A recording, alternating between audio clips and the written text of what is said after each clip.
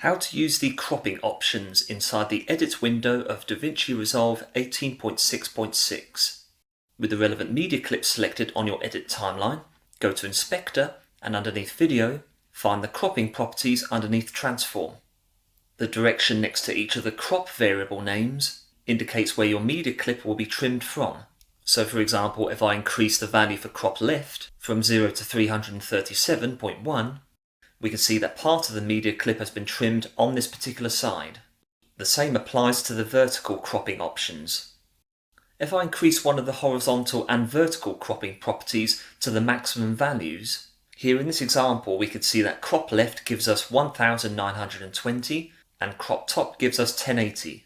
These numbers are representative of the width and height respectively of the timeline resolution, which you can identify by selecting the Project Settings option in the bottom right corner of your interface, and by identifying the timeline resolution under Master Settings towards the top of the Timeline Format properties. Use the circular arrow icons to the right of the keyframe diamond icons to reset the cropping options at any time. Use the top right option parallel to the cropping label to reset all. When softness is set to 0, the edge of your cropped media file will be solid. So for example, if I change crop bottom to 200, we can see that the hardness of the edge has been maintained. However, if I increase the softness value, we can see that a blurred feather appearance has been applied to this bottom section of the media file. If you apply a negative value such as -75 on the other hand, then the feather effect will be applied internally, including to the edges where you have not applied a cropping effect to.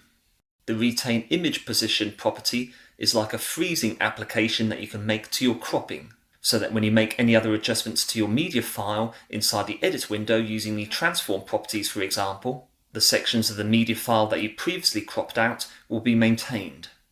To demonstrate, if I have the Retain Image Position box unticked and go to Transform, and increase the Position Y property to move the media clip upwards, we can see that the cropping effect is locked onto the media file, and that the whole clip remains in the same trimmed state.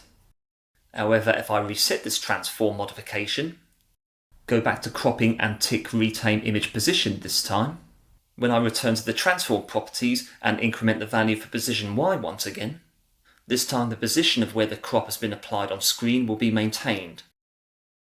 Thank you very much for watching. I hope that video was useful to you. If you enjoyed the content and wish to be notified about future uploads on this channel, please like, share and subscribe. Join me soon for another video. Take care.